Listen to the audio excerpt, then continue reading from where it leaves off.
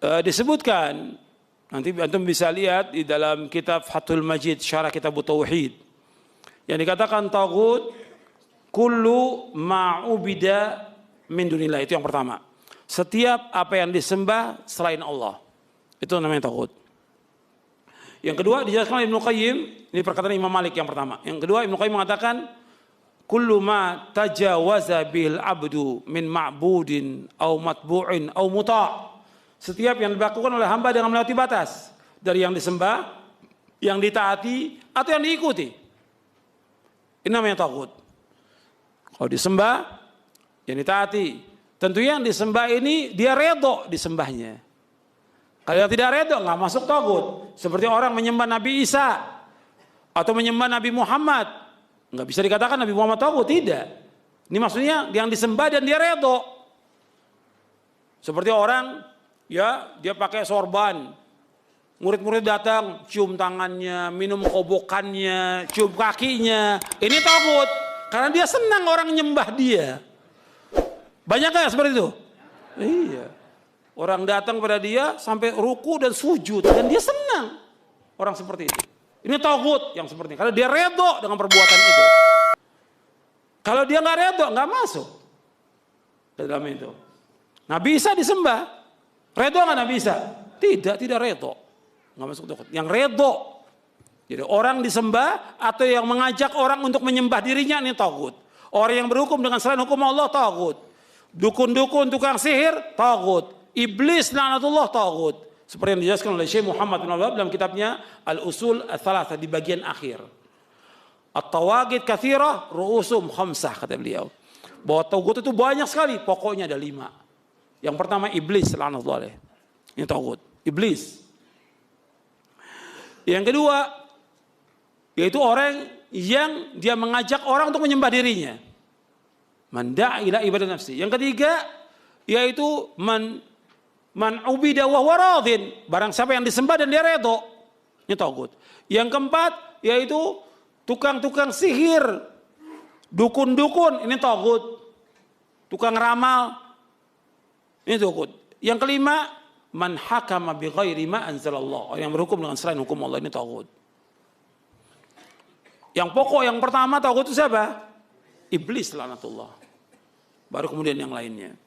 Ini nabi-nabi dan para rasul alaihi wassalatu wassalam, seperti yang Allah sebutkan dalam surah An-Nahl, itu mereka walaqad ba'atsna fi kulli ummatin rasulan an i'budullah wajtanibut taghut.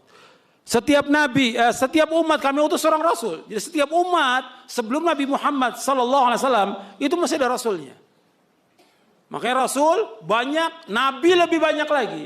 Rasul ada 313 rasul alaihi wassalatu wassalam, yang terkenal 25. Adapun nabi 124.000 nabi. Nabi itu ada 124.000 nabi. Itu disebutkan dalam riwayat Imam Ahmad, Ibnu Hibban dan yang lainnya dari sahabat Abu Dzar. Dan saya bawakan dalam buku Syarah Akidah Ahlus Sunnah wal Jamaah ketika membahas tentang iman kepada rasul-rasul. Iman kepada rasul-rasul. Ada saya sebutkan di situ riwayatnya. Jadi rasul-rasul dan nabi-nabi alaihi wassalatu semuanya mengajak umat untuk mentauhidkan Allah. Beribadah hanya kepada Allah. Mengikhlaskan ibadah kepada Allah, menjauhkan segala macam perbuatan syirik, penyembahan kepada patung, pohon, batu, kubur, jimat, kemudian juga kepada bintang, matahari, semua ditinggalkan. Makanya Nabi Ibrahim alaihissalatu wassalam mengatakan, innani bara'um mimma tusyrikun illa alladhi fatarani fa innahu sayahdin wa ja'ala kalimatan baqiyatan fi aqibil alam raji'un.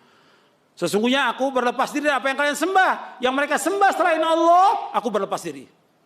Kecuali zat yang menciptakan aku, yaitu Allah SWT. Karena Allah akan menunjuki aku. Dan Allah jadikan kalimat ini, kalimat la ilaha illallah, itu tetap pada anak keturunannya. Wajala kalimatan baqiyan fi aqil agar mereka kembali kepada kalimat ini. Jadi para nabi mengajak untuk mentauhidkan Allah dan melarang dari taghut. Makanya Islam kita nggak akan sempurna kecuali kita mengikhlaskan ibadah kepada Allah dan kita barok kepada semua yang disembah selain Allah.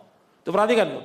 Nggak akan sempurna tauhid kita kepada Allah kecuali kita mengikhlaskan ibadah hanya kepada Allah, menunjukkan semua bentuk ibadah kepada Allah dan berlepas diri dari semua yang disembah oleh manusia kepada selain Allah.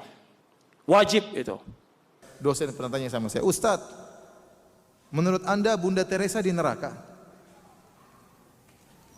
Pertama saya tidak tahu siapa Bunda Teresa itu ya. Saya tidak pernah WhatsAppan sama beliau ya.